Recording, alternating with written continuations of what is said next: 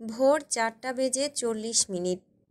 ধরণীতে অন্ধকার থেকে ধীরে ধীরে দিনের আলো ফুটছে। পাখিরা গাছের ডালে বসে কিচিরমিচির স্বরে গান গাইছে। 2 তলা বিশিষ্ট বাড়ির 2 তলার এক বারান্দার পর্দা সরে গেল দুই পাশে তীব্রতর গতিতে। পর্দার বাহিরে বের হয়ে আসলো দুটো মাথা। পরক্ষণেই শুভ্রবর্ণের মুখের মেয়েটা ঢুকে গেল আবার পর্দার ভেতরে। কিন্তু শ্যামবর্ণের মেয়েটার ভাবাবেগ হলো না। লাফিয়ে ঝাঁপিয়ে বের হয়ে আসলো রুম থেকে। বড়সড় বারান্দায় এসে শ্বাস টেনে নিজের ভেতরে নিল। হাত দুই পাশে মেলে হেসে উঠল উচ্চ শব্দে। হাসির শব্দে রুমে থাকা শুভ্রবর্ণের মেয়েটা ভয় পেয়ে গেল।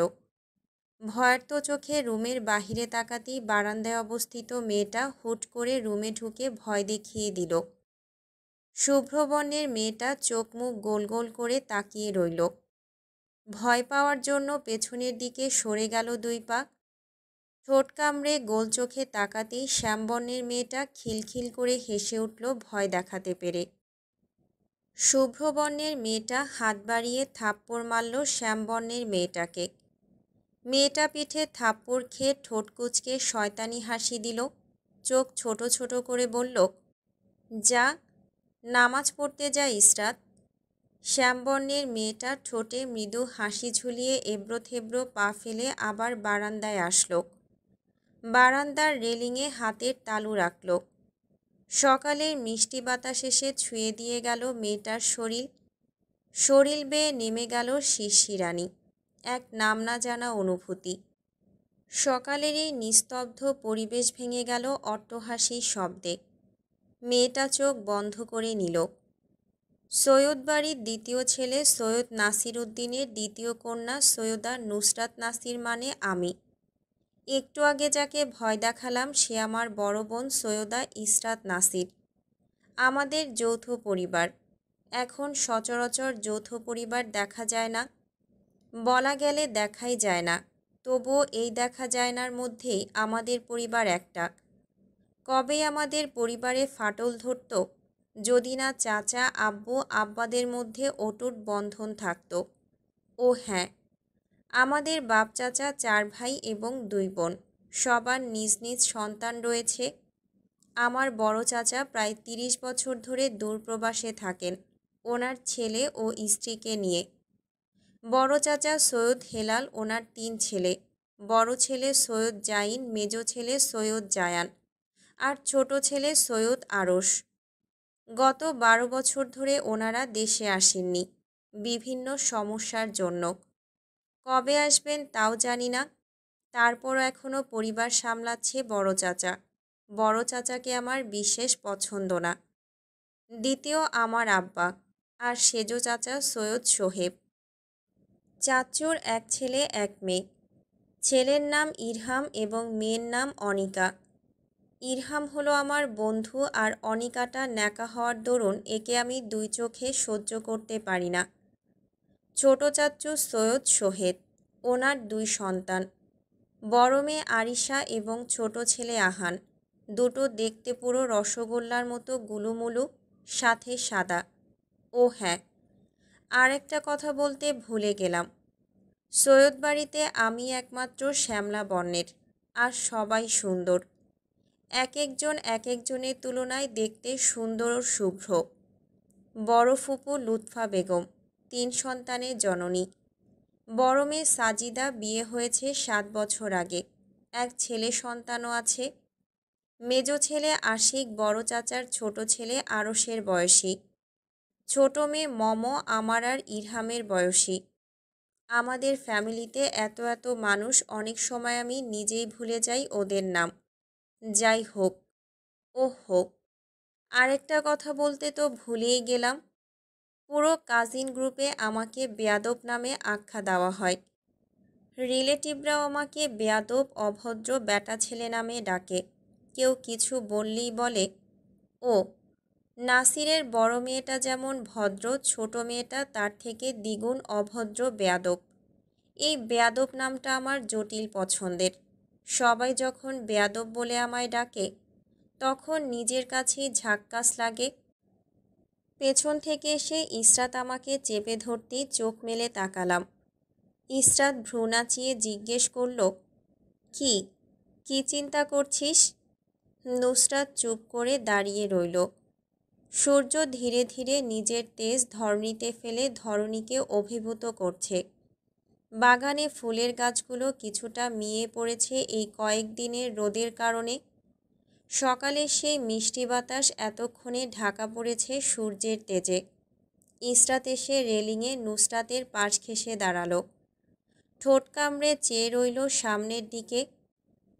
ধীরে ধীরে সৈয়দ বাড়ির পিচঢালা উঠোনে এসে জড়ো হলেন নাসির সাহেব, শোয়েব সাহেব, সোহেদ ও ঘুমন্ত ইরহাম। শোয়েবের রুট গলার আওয়াজ নিচ থেকে বারান্দা পর্যন্ত স্পষ্ট শোনা যাচ্ছে। গলা উঁচিয়ে শোয়েব ইরহামকে ধমকাধমকি করছেন ঘুমানোর জন্য। ইরহাম তবুও নিভু নিভু চোখে চেয়ে আবার চোখ বুজে ফেলছে।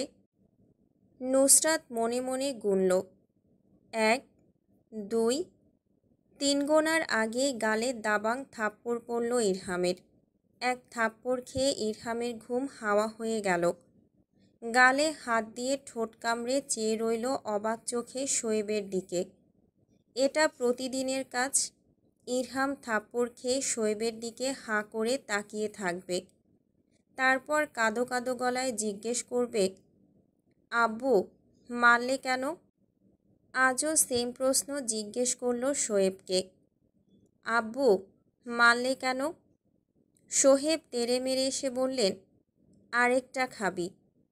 ইরহাম দুই পাশে মাথা নাড়িয়ে না করল। সোহেব বললেন, ঘুম গিয়েছে নাকি আরেকটা থাপ্পড় মারব?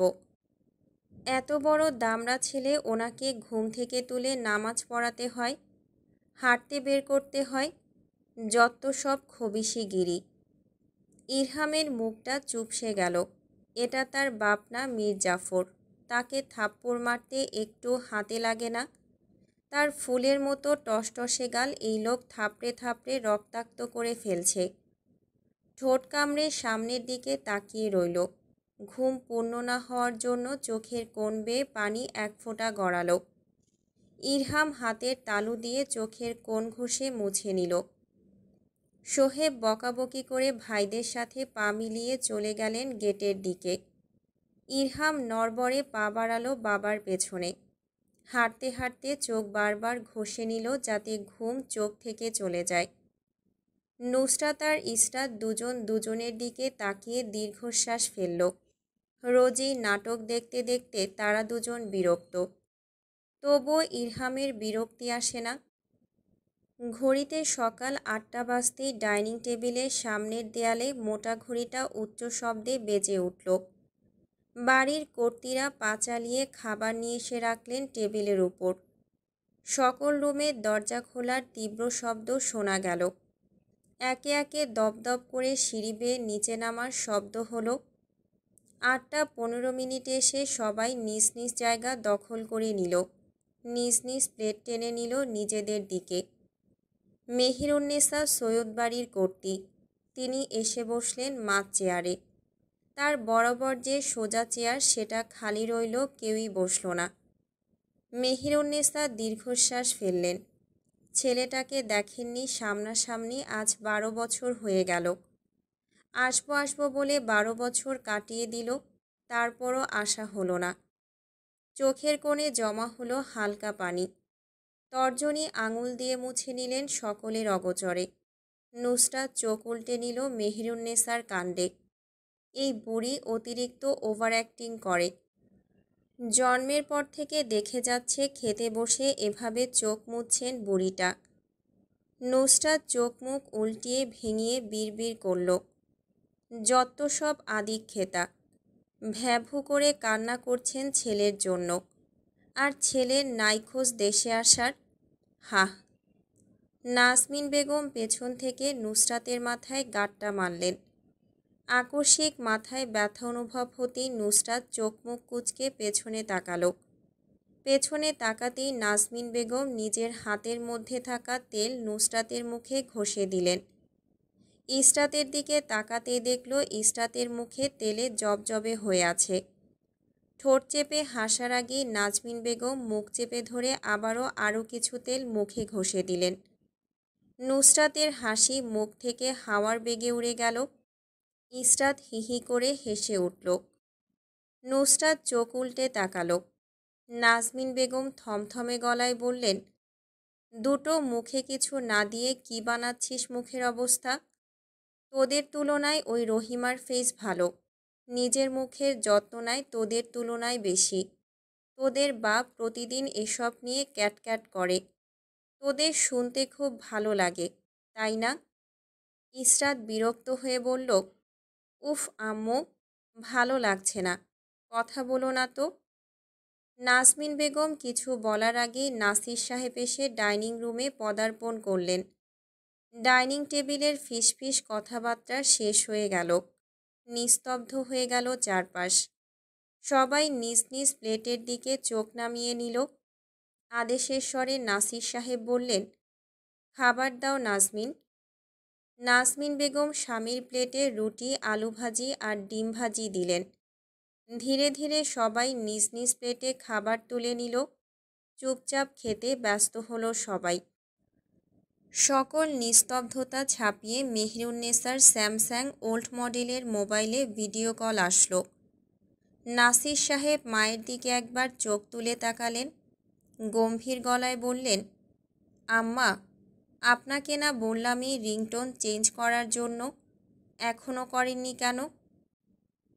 মেহেরুন্নেসা মাছি তাড়ানোর মতো নাসির সাহেবের কথা উড়িয়ে দিলেন। ভেংচি কেটে বললেন, আমি কানে শুনবার পারি না, তাই তো এই রিংটোন দিছি। তোমারে বেশি কথা কইবার লাগবো না। এই রিংটোনের সমস্যা হইলে তুমি কানে তালা লাগাইয়া লও। নাসির সাহেব কথা বাড়ালেন না। প্লেট থেকে ডিম ভাজিকে ছুরি দিয়ে কেটে 3 পিস করলেন। 1 পিস ইসরাতের প্লেটে, 1 পিস নুসরাতের প্লেটে দিয়ে দিলেন। মেহেরুন্নেসার মোবাইলে আবারও কল আসলো। তিনি ফোন ধরে মোবাইল টেবিলের উপর পানির গ্লাসের সাথে রাখলেন ভর দিয়ে। ওপাশ থেকে হেলাল সাহেব বললেন, আসসালামু আলাইকুম আম্মা। ওয়ালাইকুম আসসালাম। ভালো আছেন আম্মা? হুম। মেহেরুন্নেসা খাবার খাওয়া রেখে বললেন, বাবা, তুমি কিলান আসো? যেরকম দেখছেন। হেলাল সাহেবের পাশ থেকে কেউ ফিসফিস করে বলল, পাপা, বলে দাও না কেন? মেহেরুন্নেসা কপালে ভাঁজ ফেলে বললেন, কি কইবা হেলাল? হেলাল সাহেব ধমক দিলেন কাউকে। তারপর ভিডিওর দিকে তাকিয়ে বললেন, আম্মা, একটা কথা বলার ছিল। এত হিয়ালি না কইরা আসল কথা কও আব্বা। ওপাশের ছেলেটা হয়তো বিরক্ত হলো। হেলাল সাহেবের হাত থেকে মোবাইল টেনে নিল নিজের কাছে। বড় গলায় সালাম দিল। মেহেরুন্নেসা সালামের উত্তর দিলেন। জিজ্ঞেস করলেন, কি হইছে আরশ?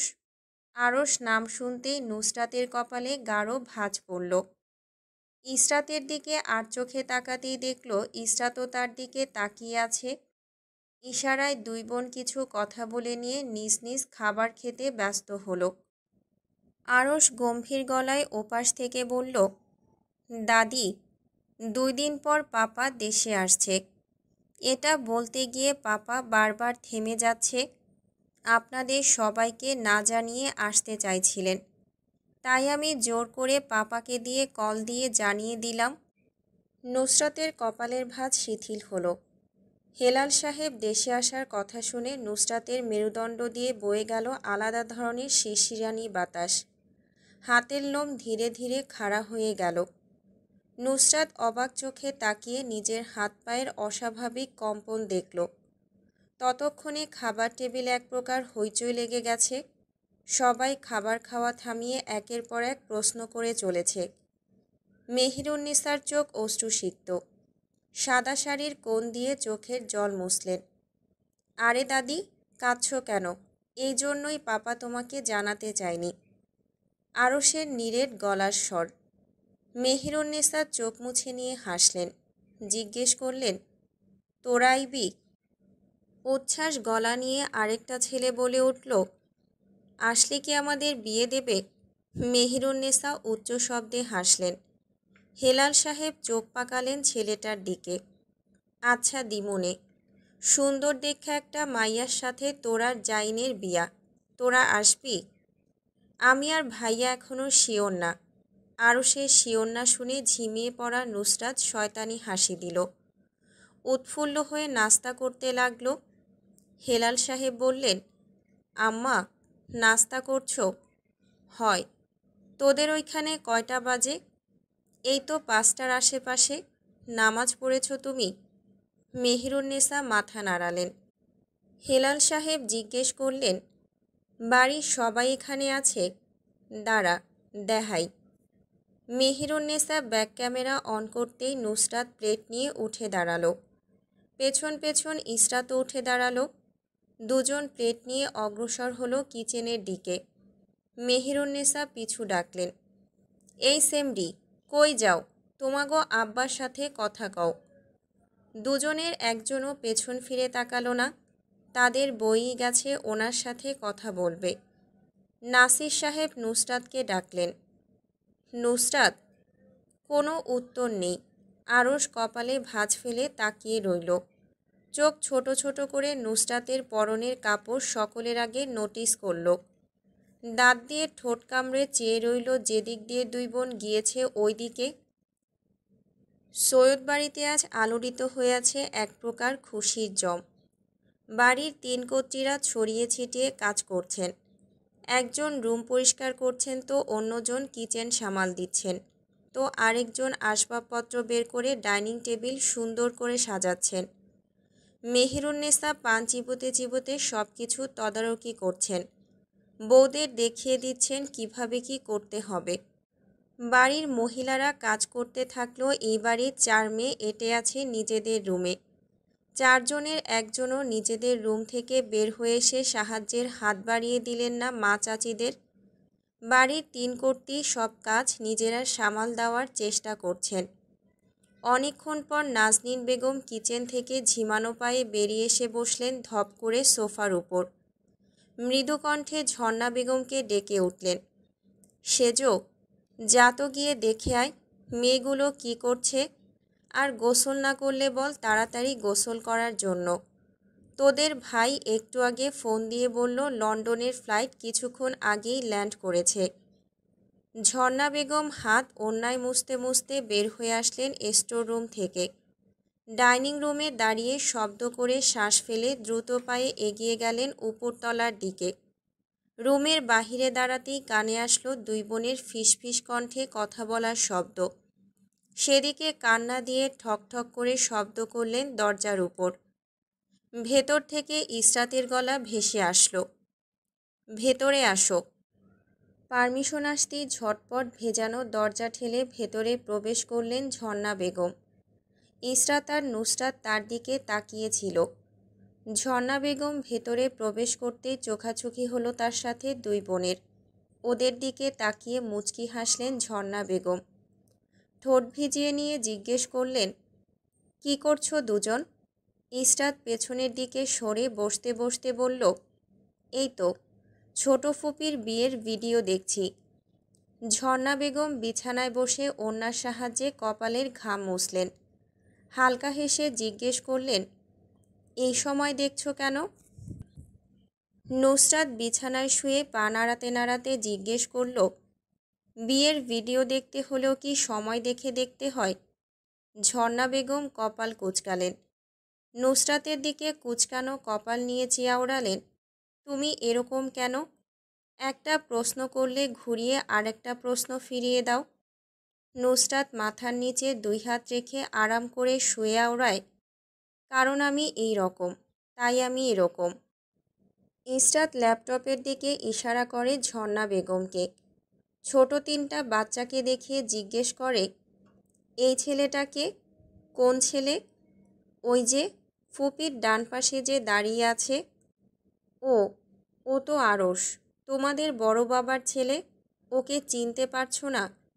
বিরক্তি নিয়ে ইসরাত বলল, চিনতে পারবো কিভাবে? কথা হলে তো চিনতে পারবো। লাস্ট 12 বছর আগে দেখা হয়েছে, কথা মেবি হয়েছে লাস্ট 12 বছর আগেই।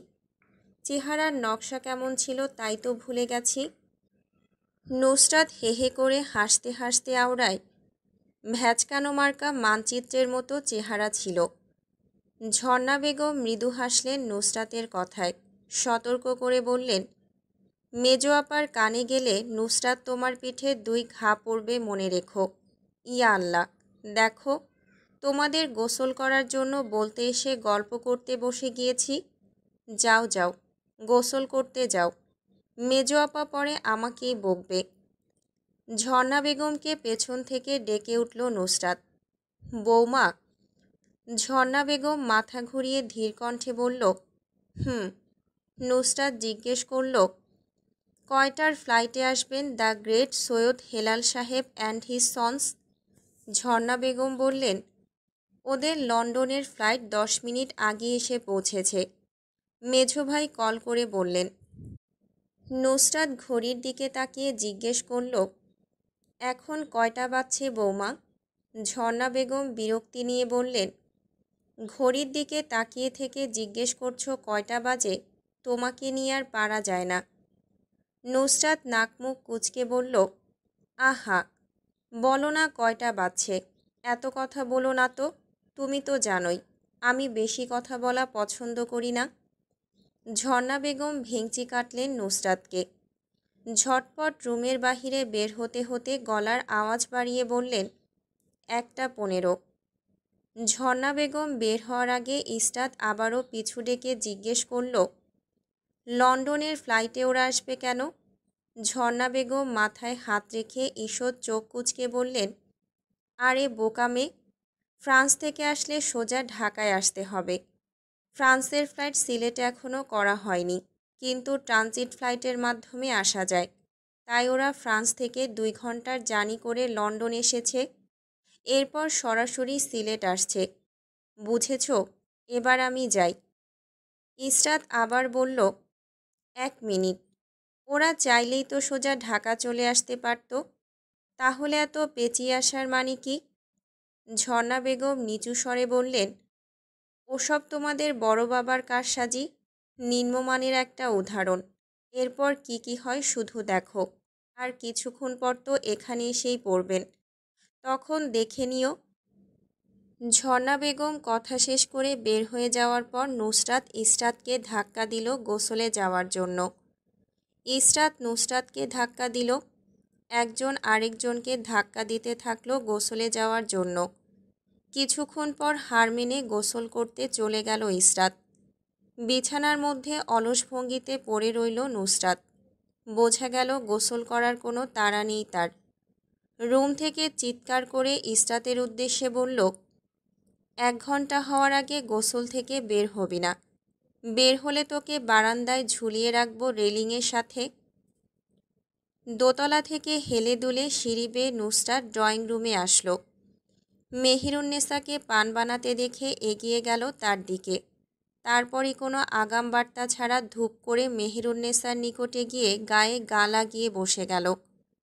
মেহেরুন্নেসা কিঞ্চিত বিরক্ত হলেন নুসরাতের এরকম ঘষাঘষি দেখে। বিরক্তি নিয়ে বললেন, এই, তুই আমার লগে লাইগা বইসত ক্যা? নুসরাত হাসল। মেহেরুন্নেসার আরও একটু গা ঘেঁষে বসে কর্কশ কণ্ঠে বলল, আরে বুড়ি, এত তেজ দেখাও কেন? যেভাবে ছ্যাদ করে উঠতেছ মনে হচ্ছে আমাকে একটা বিয়ে দিয়ে রাখছো। এখন আমি জামাইরে ঘরে রাইখা আইসা তোমার সাথে ঘষাঘষি করতেছি। মেহেরুন্নেসা তেতানো মেজাজ নিয়ে তেষ্টা গলায় জিজ্ঞেস করলেন, তোরে বিয়া করব কেডা? নুসরাত হাহা করে হাসল। 2 হাত 2 দিকে মেলে বলল, আমাকে বিয়ে করার জন্য কি কম লোক পড়েছে? একটু বাইরে তাকালেই দেখতে পাবে আমার জন্য কত পোলা মজনু হইয়া ঘুরতাছে। মেহেরুন্নেসা মুখ বাঁকিয়ে বললেন, এহ, আইসে, তোর জন্য পোলা মানুষ দিবানা হইয়া ঘোরে, ওই মজনুই তোর জন্য দিবানা হইব, আর কেউ হইব না, বুঝছত? উফ দাদা, এরকম করছো কেন? তাইলে কীরকম করুম, বইলা দে আমারে। ভালোবেসে আদর করে কথা বলবে, এরকম করবে না। শুধু চিরবির করে ওঠো কেন? মনে হয় তোমার উপর কেউ গুঁড়ামরিচ ছিটিয়ে দিয়েছে। মুখ কিছুটা বাঁকিয়ে মেহেরুন্নেসা বললেন, ওরে আমার নবাবজাদি, ওনার সাথে আদর করে কথা বলতে হবে। নুসরাত কিছুক্ষণ চুপ করে বসল। তারপর আরও একটু মেহেরুন্নেসার দিকে এগিয়ে গিয়ে কানের কাছে ফিসফিস করে ডেকে উঠল, দাদা। মেহেরুন্নেসা নুসরাতকে ঠেলে সরিয়ে দিয়ে অনীহার সহিত বললেন, কি দাদা, আমি তোর দাদি এই কথা কতবার মনে কইরা দাওন লাগবো। নুসরাত মেহেরুন্নেসার কথায় কান্না দিয়ে বিরক্ত করার জন্য আবার ভেঙেই বলে উঠল, আচ্ছা, মনে থাকবে দাদা। এভাবে বলে গান শুরু করল। কিয়ৎক্ষণ পর মুখ শক্ত করে নিয়ে সিরিয়াস হয়ে গেল। তারপর মেহেরুন্নেসাকে জিজ্ঞেস করল, দাদা, আজ শুনলাম তোমার নাতিরা নাকি দেশে আসছে। মেহেরুন্নেসা নুসরাতের থেকে সরে বসতে বসতে বললেন, তো কি হইছে তোর? ঈর্ষা করছিস আমার নাতিগো লগে? নুসরাত ভেংচি কাটল, মুখ বাঁকিয়ে বলল, আমি কেন ঈর্ষা করব তোমার নাতিদের? আমার মনে হয় খেয়ে দিয়ে কাজ নেই। এসব ঈর্ষা করার থেকে আরও বড় বড় কাজ আছে আমার কাছে। সামান্য ঈর্ষা করব আমি?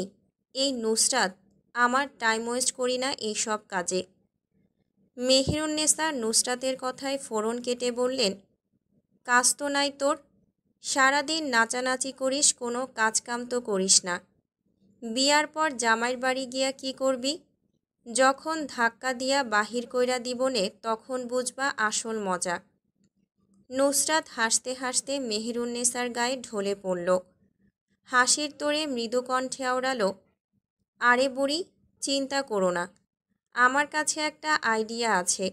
আর কাজকাম না করলেও জামাইয়ের বাড়ি থেকে বের করে দিতে পারবে না। ভ্রুকুচকে জিজ্ঞেস করলেন মেহেরুন্নেসা, কিভাবে? তোমার ছোট নাতিকে বিয়ে করে নেব। কথাটি বলে হা হা করে হাসতে লাগলো নুসরাত। আবারও হাসতে হাসতে মেহেরুনের গায়ে ঢলে পড়ল। মেহেরুন্নেসা বিরক্ত হয়ে নুসরাতকে ঠেলে দূরে সরিয়ে দিলেন। হাত উঁচু করে বললেন, গা ঘাসাঘিসি করবি না, আরেকবার করলে খুব খারাপ হইব তোর সাথে। মেহেরুন্নেসার কথা পাত্তা দিল না নুসরাত। হেসে উড়িয়ে দিল মাছি তাড়ানোর ভঙ্গিতে। গোসল শেষ করে ইসরাত উপরের তলা থেকে নিচের তলায় নামছিল। মেহেরুন্নেসা ইসরাতকে খেয়াল করে বললেন, আমার সোনা নাতনিডা আইতাছে, ওর মতো হইতে পারিস না? সারাদিন শুধু হাহাহিহি করিস। নুসরাত একবার বোনের দিকে তাকালো, একবার দাদির দিকে তাকালো। দাদির মুখ খুশি খুশি। নুসরাত তার কারণও জানে, এত হাসি কেন মেহেরুন্নেসার মুখে। মেহেরুন্নেসা হাত বাড়িয়ে ইসরাতকে টেনে এনে নিজের পাশে বসালেন। ইসরাতের দিকে ইশারা করে বললেন, ওর মতো করে কাপড় পরতে পারিস না? সারাদিন ব্যাটা ছেলেদের মতো ঘোরাঘুরি করিস, তোরে বিশ্রী দেখতে লাগে। নুসরাত বোনের কাপড়ের দিকে তাকালো। হালকা নীল রঙের থ্রি পিস পরিধান করেছে, সাথে ম্যাচিং ওড়না। প্রসাধনীর ছোঁয়া নেই গোলাকৃতির সাদা মুখটায়। ইসরাতের দিকে অদ্ভুত দৃষ্টিতে কিছুক্ষণ তাকিয়ে থেকে হাহা করে হেসে উঠল। হাসার সাথে নিজের গালে দুই একটা থাপ্পড় মারল। কাউচে থাপ্পড় মেরে জিজ্ঞেস করল, তোকে দেখতে আসছে নাকি যে এত সুন্দর করে সেজেগুজে ঘুরছিস?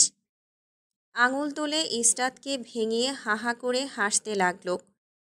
মেহেরুন্নেসা হাত তুলে নুসরাতের বাহুতে আঘাত করলেন। রাগী কণ্ঠে বললেন, এই, তুই আমার নাতনিডারে নিয়া হাসতাছস ক্যা?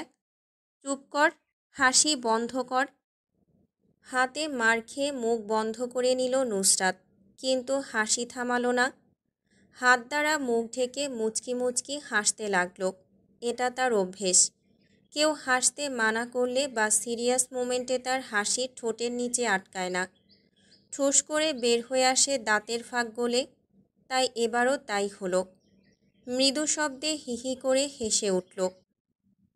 মেহেরুন্নেসা ভ্রুকুঞ্চিত করে বললেন, দেখলো বেলাসটার অবস্থা, মাইর খাইয়াও হাসতাছে। নুসরাত ইসরাতের দিকে হাসি থামিয়ে তাকালো কিছুক্ষণ। দুই বোন চোখাচোখি করে নিয়ে উপর নিচ মাথা নাড়ালো।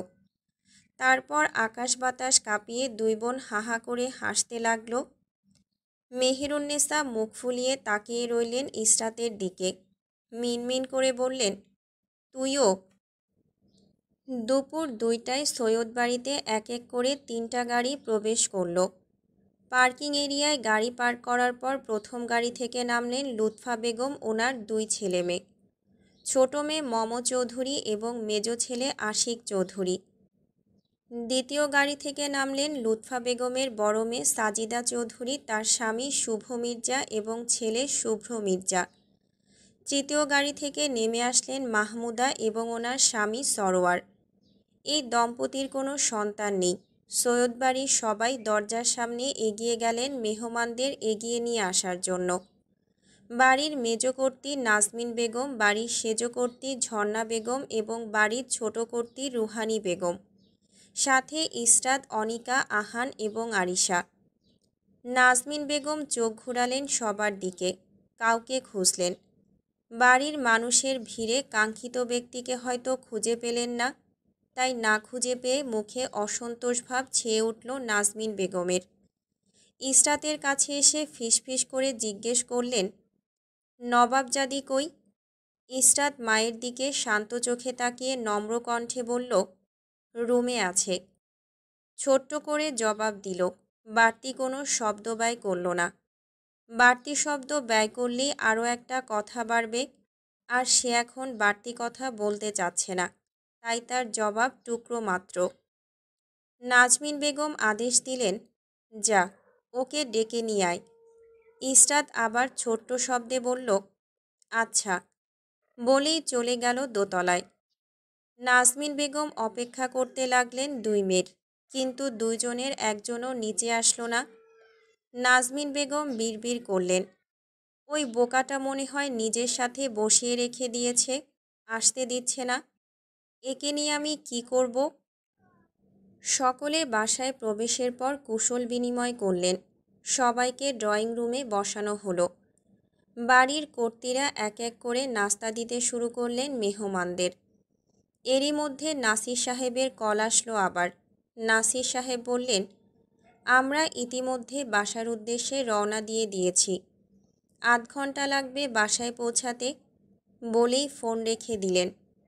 নাজমিন বেগম নিচতলা থেকে তাড়া দিলেন যে যে গোসল করেনি করে নিতে। অনিকা ড্রয়িং রুম থেকে নিজের রুমের দিকে চলে গেল রেডি হওয়ার জন্য।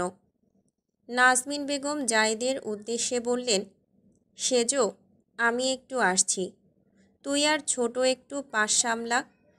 রোহিণী বেগম বললেন, আচ্ছা মেজো আপা, তুমি যাও, আমরা সামলে নিচ্ছি। নাজমিন বেগম দোতলায় সবার প্রথমের বেডরুমে গেলেন। গিয়ে খেয়াল করলেন ইসরাত মোবাইলে ফেসবুক স্ক্রল করছে আর নুসরাত বিছানার নিচের দিকে মাথা দিয়ে বিছানার উপর দিকে পা রেখে শুয়ে আছে, আর কাকের মতো কাকা করে গান গাইছে। জানতো যদি নুসরাত রানী বাঁচবে কতদিন, বানাইতো 5 তলা বিল্ডিং করিয়া রঙিন। নাজমিন বেগম ধমকের স্বরে নুসরাতের গানের মাঝখানে বলে উঠলেন, এই, তুই এখনও গোসল করিসনি, যা, গোসলে যা। হাত তুলে মারার জন্য এগিয়ে গেলেন বিছানার দিকে নাজমিন বেগম। আরে মা, যাচ্ছি তো, বলেই নুসরাত এক লাফে বিছানা থেকে নেমে বাথরুমের দরজা দিয়ে ভেতরে ঢুকে গেল। তারপর শক্ত হাতে শব্দ করে দরজা লাগিয়ে দিল নাজমিন বেগমের মুখের উপর। ইসরাতের দিকে তাকিয়ে নাজমিন বেগম বললেন, কাপড় চেঞ্জ কর, কাবাড থেকে নতুন কাপড় বের করে পরে নিবি। ইসরাত শান্ত গলায় কিছুটা বিরোধিতা করে বলল, আম্মা, এটা তো নতুনই। নাজমিন বেগম কঠোর স্বরে বললেন, চেঞ্জ করতে বলেছি মানে চেঞ্জ করবি, আমি তোকে আদেশ দিয়েছি, জিজ্ঞেস করিনি ইসরাত। ইসরাত হ্যাঁ ভঙ্গিতে মাথা নাড়ল। সন্তুষ্ট হয়ে নাজমিন বেগম কিচেনে চলে গেলেন। নাজমিন বেগম চলে যেতেই ওয়াশরুমের দরজা খুলে মাথা বের করল নুসরাত। রুমের চারদিকে মাথা ঘুরিয়ে দেখল নাজমিন বেগম আছেন কিনা। ওয়াশরুমের দরজার সামনে দাঁড়িয়ে কুকু করে শব্দ বের করল মুখ দিয়ে। নুসরাতের এইরকম অদ্ভুত শব্দ বের করা দেখে ইসরাত মাথা ঘুরিয়ে ওয়াশরুমের দিকে তাকালো। ভ্রুকুচকে জিজ্ঞেস করল, কি হয়েছে? নুসরাত জিজ্ঞেস করল, আম্মা চলে গিয়েছে। হুম। ইসরাতের বলতে দেরি হয়েছে, লাফ দিয়ে বিছানার উপর নুসরাতের আসতে দেরি হয়নি। নুসরাতকে বিছানায় উঠে বসতে দেখে ইসরাত জিজ্ঞেস করল, তুই গোসল করবি না নুসরাত? নুসরাত দুই পাশে মাথা নাড়িয়ে বলল, না, এখন করব না। ইসরাত জিজ্ঞেস করল আবার, তো কখন করবি? মেহমান তো প্রায় চলে এসেছে। নাক ছিটকে নুসরাত আওড়ায়, সন্ধ্যার সময় করব। আর এরা কিসের মেহমান? এদের আমি মেহমান মনে করি না। তুই একটু বেশি ইম্পর্ট্যান্স দিয়ে দিচ্ছিস এদের। চিল ব্রো, চিল। এদের বেশি পাত্তা দিবি না, পাত্তা দিলেই মাথায় চড়ে বসবে। So be careful. ইসরাত নুসরাতের কথায় কোনোরূপ বিরোধিতা না করে বলল, আচ্ছা। কথা শেষ হওয়ার পর নিচে গাড়ি আসার শব্দ হলো। দুই বোন নিজেদের দিকে তাকিয়ে এমন ভাব করল যেন ওরা কোনো মেহমান না। তারপর ঠাস করে বিছানায় শুয়ে সিলিং ফ্যানের দিকে তাকিয়ে থাকলো নুসরাত, আর ইসরাত মোবাইল স্ক্রল করতে লাগলো। মে মাসের দুপুরবেলার কাঠফাটা রোদে শরীর পুড়ে যাওয়ার উপক্রম। 12 বছর পর বাড়ির বড় ছেলে ও তার সন্তান ফিরে এসেছে, আর তা নিয়ে এই বাড়িতে চলছে রমরমা তোড়জোড়। বাড়ির নিচতলা থেকে নাকি কান্নার শব্দ শোনা যাচ্ছে কখন থেকে। নুসরাত বিরক্ত। মুখের অবস্থা এমন যেন কেউ তিতা পাতার রস মুখে ঢুকিয়ে দিয়েছে, তাই মুখ দিয়ে বর্তমানে বের হয়ে আসছে শুধু তিতা কথা। বাল এসেছেন। এভাবে কান্না করার কি আছে ভাই? এদেরই একটাই সমস্যা। যদি কোনো ব্যক্তি বিদেশ যায় তাহলেও কাঁদে, আবার আসলেও কাঁদে। কি ভাই, এদের কেউ থামা। আমার মাথা ব্যথা করছে গত 8 ঘন্টা যাবৎ এদের নাটকের কান্না শুনতে শুনতে। বিরক্তিতে চবর্গীয় শব্দ বের হয়ে আসলো নুসরাতের মুখ দিয়ে। ইসরাত শান্ত প্রকৃতির হওয়ায় নিজের মনের কথাগুলো কারোর সাথে প্রপারলি শেয়ার করতে পারে না। অনেকক্ষণ ধরেই গাইগুই করছিল কিছু বলার জন্য, কিন্তু চুপচাপ থাকার দরুন মুখ ফুটে কথাগুলো জিহ্বার বাইরে বের হতে পারছিল না। নুসরাত তা লক্ষ্য করল, তাই তিক্ত কণ্ঠে ইসরাতকে শুধায়, কি হয়েছে? অনেকক্ষণ ধরে দেখছি মোস্টামুষ্টি করছিস। আসলে, ইসরাত বলতে গিয়ে থেমে গেল নুসরাতের কথার মধ্যে ফোড়ন কাটার জন্য। আসল নকল তোকে বলতে বলেছি, কি বলবি সেটা বল। নুসরাতের তীক্ষ্ণ আওয়াজে ইসরাত চুপ হয়ে গেল। তারপর আবার নতুন উদ্যোগে বলে উঠল, নিচে যাবি না? বড় আব্বু আর ফুপির সাথে দেখা করতে। অনেকক্ষণ হলো তো এসেছে। নুসরাত চোখ রাঙালো। এর মানে সোজা কথায় না করে দিল। ইসরাত চোখ মুখ করুণ করে তাকালো। শান্ত কণ্ঠে নুসরাতকে জিজ্ঞেস করল, আমি তোর বড় বোন না তুই আমার বড়? নুসরাত গাছাড়া ভাব নিয়ে বলল, অবভিয়াসলি তুই বড়। তুই কি জানিস না এটা? আজব প্রশ্ন করিস, ভুলে গেছিস নাকি? ইসরাত নুসরাতের কথায় চোখের মনি ছোট ছোট করে তীক্ষ্ণ কণ্ঠে ঝটপট জিজ্ঞেস করল, তাহলে আমাকে চোখ রাঙাস কেন? বোনকে রেগে যেতে দেখে নুসরাত নড়ে চড়ে বসল। সোজা হয়ে বসতে বসতে বলল, আচ্ছা, রাগ করিস না। শোন, একটা কথা বলি। ইসরাত প্রশ্নাতীত কণ্ঠে শুধায়, কি? নুসরাত বড় ছোট টপিক কেটে দিল। অন্য টপিক নিয়ে কথা বলা শুরু করলো ইসরাতের সাথে। তুই এদের থেকে দূরে থাকবি। এরা এক একটা বিষধর সাপ। সুযোগ পেলে ছোবল দিতে দেরি করবে না, বিশেষ করে বড় ফুপির থেকে। ইসরাত কিছু বলতে নিলে নুসরাত থামিয়ে দিল ইশারা করে। নিজের কণ্ঠের শক্ততা বজায় রেখে বলে উঠল, আগে শেষ করতে দে, তারপর তোর বক্তব্য দিবি। ইসরাত মাথা নাড়ালো উপর নিচ। নুসরাত ফিকে হয়ে যাওয়া অবিচল কণ্ঠে বলে উঠল, আর বিলেত ফেরত ওই কালো সাদা বিলাইদের থেকে দূরে থাকবি। আর বড় আব্বুর থেকেও। ওই ব্যাটার সাথে কথাই বলবি না। এত বছর খোঁজ নিল না, এখন আসছেন ভালোবাসা দেখাতে। দেখবি এখন ভালোবাসা ভাতের ফেনার ন্যায় উতলে পড়বে। এদের আশেপাশে যেতে তোকে যেন না দেখি, দূরে থাকবি। বড় আব্বুকে আমার মোটেও পছন্দ না। ইসরাত অবাক কণ্ঠে জিজ্ঞেস করল, ওরা আবার কি করেছে তোর সাথে? তুই বুঝবি না, ওদের আশেপাশে যাবি না। তুই এত সুন্দরী, তোর নজর লেগে যাবে। নুসরাতের কথায় ইসরাত লজ্জা পেয়ে বলল, যা, কী সব বলিস। কথা শেষ করে হালকা হাতে নুসরাতের পিঠে থাপ্পড় মারল। এসিটা অন করতো। না। তাহলে ফ্যানটা চালা। না, বিল উঠে যাবে। তুই তো আর বিল দিবি না, আব্বু দেবে। আহা, বুঝিস না কেন? সঞ্চয় করছি এখন থেকেই ভবিষ্যতের জন্য। তুই এত অলস কেন? বলে দে এখান থেকে উঠতে পারবি না। আর আব্বুর টাকা সঞ্চয় করে কি হবে? আমরা ছাড়া কে খাবে? জানিস যখন তাহলে বলিস কেন কাজের জন্য? আব্বার টাকা আমি খাবো। হয়েছে, এখন চুপ। অন্যদিকে সকলের সাথে কুশল বিনিময় শেষে নিজেদের মধ্যে কথা বলছিল সৈয়দ বাড়ির লোকেরা। হেলাল সাহেব আনিকার আরিশাকে ডেকে নিজের পাশে বসালেন। হালকা হেসে বললেন, মায়েরা আমার কেমন আছো? আলহামদুলিল্লাহ বড় আব্বু, আপনি কেমন আছেন? আলহামদুলিল্লাহ। পড়াশোনা কত দূর? আনিকা বলল, আমি এবার এইচএসসি দিয়েছি। আর আরিশা এসএসসি ক্যান্ডিডেট। ভালো। ভালো করে পড়াশোনা করো। রেজাল্ট ভালো হলে তোমাদের উপহার দেওয়া হবে।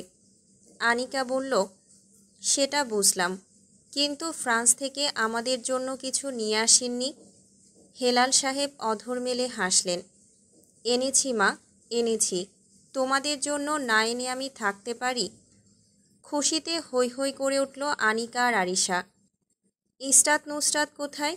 আসছি, এখন পর্যন্ত দেখতে পেলাম না। আনিকা বলল, আপুরার রুমে বড় আব্বু। ও। তাদের কথার সমাপ্তি ঘটল গম্ভীর রাশভারী গলার আওয়াজে। আব্বু, আমার রুমটা দেখিয়ে দিলে ভালো হতো। হেলাল সাহেব বললেন, এই, জাইনকে কেউ তার রুম দেখিয়ে দাও তো। লুৎফা বেগম ছুটে এসে বললেন, হ্যাঁ বাবা, চলো, আমি নিয়ে যাচ্ছি তোমাকে তোমার রুমে। 2 তলার ডান পাশের প্রথম বেডরুম পাড়ি দেওয়ার সময় রিনরিনে মেয়েলি গলা শোনা গেল, নিচে যাবি না। বড় আব্বু আর ফুপির সাথে দেখা করতে একদম যাবি না। ফরমাল শার্ট ও প্যান্ট পরিহিত সুঠাম দেহের এক পুরুষ উঠে দাঁড়ালো সোফা থেকে। শান্ত অথচ গম্ভীর গলায় বলল, আপনারা কথা বলুন, আমি রুমে যাচ্ছি। আরিশা, প্লিজ আমাকে আমার রুমটা দেখিয়ে দাও। জি ভাইয়া, চলুন। 2 তলায় গিয়ে আরও শুনতে পেল কর্কশ গলায় কেউ কাউকে শাসাচ্ছে, বিলেত ফেরত কালো সাদা বিলাইদের থেকে দূরে থাকবি। আরিশা, নিজের রুমের দিকে হাঁটতে হাঁটতে বলল আরশ। আরিশা শুনতে পায়নি, তাই আরশ আবারও ডেকে উঠল, আরিশা। জি ভাইয়া। হাঁটতে হাঁটতে ইশারায় জিজ্ঞেস করল, এই রুমে কে থাকে? আরিশা মৃদু স্বরে বলল, জি বড় আপু আর মেজ আপু। আরশ আবারও প্রশ্নাত্মক দৃষ্টিতে জিজ্ঞেস করল, একটু আগে কার গলার স্বর শোনা গিয়েছিল? মেজ আপুর ভাইয়া। ও, ওকে বলে দেবে আস্তে আস্তে কথা বলতে। মেয়েরা এত জোরে কথা বলে না, আমার পছন্দ না। মেয়েদের গলার আওয়াজ নিজের রুমের বাইরে যাবে না। জি ভাইয়া।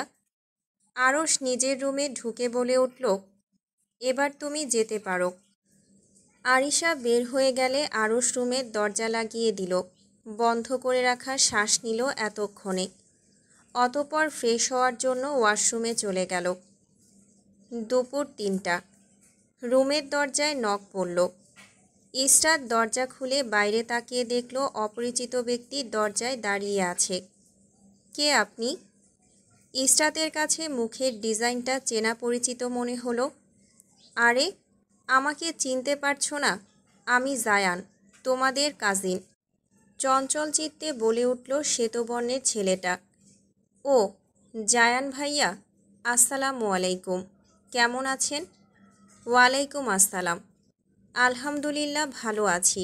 তুমি কেমন আছো? জি ভালো। তোমার নামটা জানতে পারি? আসলে চিনতে পারছি না। অনেক দিন পর না হোক কয়েক বছর পর দেখা। আমি ইসরাত। ভেতরে আসুন ভাইয়া। জায়ান রুমের ভেতরে প্রবেশ করে দেখল বেশ পরিপাটি করে রাখা। বিছানায় বসতে গিয়ে চোখ পড়ল মেঝেতে। সেখান থেকে চুল দ্বারা আবদ্ধ একটা মাথা বের হয়ে আসলো। মেয়েটি মুখ থেকে চুল সরাতে সরাতে বলল, কোন বাল এসেছে এই অসময়ে আমাদের রুমে? ইসরাত বলল, নুসরাত, গালাগালি করতে না করেছি না? তারপরও তুই গালাগালি করছিস। মানুষ চোখে লাগে না তোর?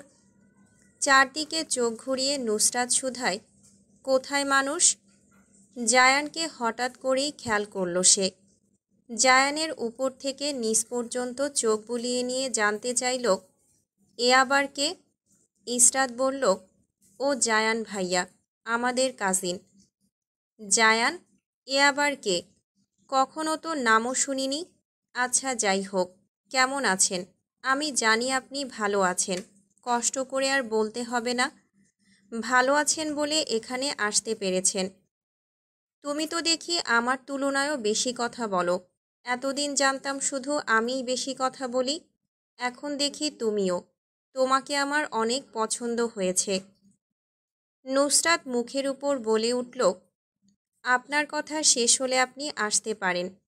কি? নাক মুখ কুঁচকে বলল জায়ান। বলছি এবার নিজের রুমে যান। আর কতক্ষণ আমাদের রুমে থাকবেন? জায়ান একদৃষ্টিতে তাকিয়ে থাকলো শ্যামবর্ণের মেয়েটির দিকে। ইসরাত বিরক্তি নিয়ে শুধালো, নুসরাত, এটা কী ধরনের অসভ্যতামি? জায়ান ইসরাতকে থামিয়ে দিয়ে বলল, আচ্ছা তাহলে আসি ইসরাত। নুসরাত বলল, হ্যাঁ হ্যাঁ আসুন। জায়ান চলে গেল। এরই মধ্যে নাজমিন এসে বলে গেলেন দুপুরের খাবার খাওয়ার জন্য।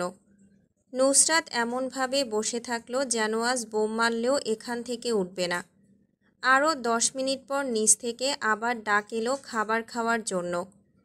ইসরাত নুসরাতকে টেনে নিয়ে যেতে নিলে নুসরাত বলল, আরে দাঁড়া বোন, ওড়না তো নিতে দে। রুমের ভেতরে এসে ওড়না ভালোভাবে মাথায় পেঁচিয়ে নিচে নামল নুসরাত। ধীরে ধীরে হেঁটে অগ্রসর হলো যেখানে দলবদ্ধ হয়ে বসে আছেন হেলাল সাহেব, লিপি বেগম আর মেহেরুন্নেসা। ইসরাত চোখ নিচের দিকে নামিয়ে সালাম দিল। আসসালামু আলাইকুম বড় আব্বু, বড় আম্মু, ভালো আছেন আপনারা? ওয়ালাইকুম আসসালাম। আলহামদুলিল্লাহ মা, তুমি কেমন আছো? জি, আমি ভালো আছি। ইসরাতের পেছন থেকে নুসরাত বের হয়ে আসলো। সালাম দিয়ে চুপ করে দাঁড়িয়ে রইল। হেলাল সাহেব সালামের উত্তর দিয়ে দুজনের দিকে তাকিয়ে রইলেন। মেহেরুন্নেসার দিকে তাকিয়ে বললেন, ইসরাত কোনটা নুসরাত কোনটা? অনেক বছর পর দেখা, আর ভিডিও কল দিলে তো ওরা কখনোই কথা বলতো না। মেহেরুন্নেসা বললেন, তুই কোনটা বড়? নুসরাতের দিকে আঙুল দ্বারা ইশারা করে বললেন, ওইটা নাসিরের বড় মেয়ে। আর ইসরাতের দিকে ইশারা করে বললেন, ও ছোট মেয়ে। দূর, ওইটা ছোট মাইয়া। আর ইসরাতকে দেখিয়ে বললেন, ওইটা বড় মাইয়া। নুসরাতকে দেখে মনে করেছিলাম ও ইসরাত। ইসরাতের তুলনায় তো লম্বা, তাই আর কি। জাইন আর আরশের সাথে দেখা করেছ? ইসরাত উত্তর করল, জি না। মেহেরুন্নেসা তাদের কথার মধ্যে বললেন, সবাই দীক্ষা ভাইবালয়, বড়ডারে সোডো আর সোডোডারে বড়। নাজমিন খাবার দিতে এসে দেখলেন নুসরাত ব্যাগি জিন্স সাথে ক্রপ টপ, চুলগুলো কোনোভাবে খোপা করে মাথায় ওড়না পেঁচিয়ে নিচে চলে এসেছে। দেখে মনে হচ্ছে 6-7 মাস ধরে খাবার পায়নি। নাজমিন বেগম নুসরাতকে সতর্কবার্তা দিয়ে বললেন, তোর পিঠে অনেক মার পড়বে নুসরাত। এসব কি পড়েছিস? তুই গোসলও করিসনি। ফকিন্নির মতো চেহারা নিয়ে মানুষের সামনে আসলি কিভাবে? তোর যদি ব্যাটা ছেলে মার্কা কাপড় আমি না জ্বালিয়ে দিয়েছি তাহলে আমার নাম বদলে দিস। নাজমিন বেগম চিবিয়ে চিবিয়ে নুসরাতের কানে কানে বলে চলে গেলেন কিচেনে। সাথে ইসরাতকেও চোখ দেখাতে ভুললেন না। এর মানে তোরও হচ্ছে। ইসরাত জিজ্ঞেস করল, ভাইয়ারা কোথায়? হেলাল সাহেব বললেন, ওরা খেয়ে রুমে চলে গিয়েছে রেস্ট করার জন্য। ও। নুসরাতকে দেখিয়ে বললেন লিপি বেগম, ও মনে হয় কম কথা বলে। মেহেরুন্নেসা বললেন, হ বৌমা, ও কম কথাই বলে। দেখালো কেমনে চুপ মাইরা আছে ব্যাটা ছেলে। নুসরাত বিরক্ত হয়ে বলল, আচ্ছা আমি আসছি, আমার কিছু কাজ আছে, আপনারা ইসরাতের সাথে কথা বলেন। শার্টের বোতাম লাগিয়ে নিচের দিকে নামছিল আরশ, আর উপরের দিকে উঠছিল নুসরাত। চুলের খোপা খুলে যাওয়ার জন্য চুলে বান করছিল। মাঝিরিতে আরশের বাহুর সাথে হালকা সংঘর্ষ হয় নুসরাতের। নুসরাত সেদিকে ভ্রুক্ষেপ না করে সিঁড়ি বেয়ে উপরের রুমের দিকে চলে যায়। আরশ পেছনে ফিরে তাকালো কার সাথে সংঘর্ষ লেগেছে দেখার জন্য। লম্বা ফিনফিনে শরীরের একটা মেয়ে অতি দ্রুত সিঁড়ি বেয়ে উপরে উঠছে দেখল। আরশের কাছে মনে হলো মেয়েটার কাছে ধাক্কা লাগাটা নিতান্তই স্বাভাবিক বিষয়। বিড়বিড় করে আওড়ালো, একবার সরি বলারও প্রয়োজনবোধ মনে করল না, বেয়াদব মেয়ে। নিচে নেমে ইসরাতের সাথে দেখা হলো। কৌশল বিনিময় শেষে বলল, মাম্মা, আমি মাহাদির সাথে দেখা করতে যাচ্ছি, ফিরতে ফিরতে লেট হবে। কথা শেষ করেই বাড়ির বাহিরে চলে গেল আরশ। শুভ জিজ্ঞেস করল, কি গো শালিকাগণ, কোথায় ছিলে এতক্ষণ? নুসরাত বলল, রুমে ছিলাম দুলাভাই, আপনারা কখন এলেন?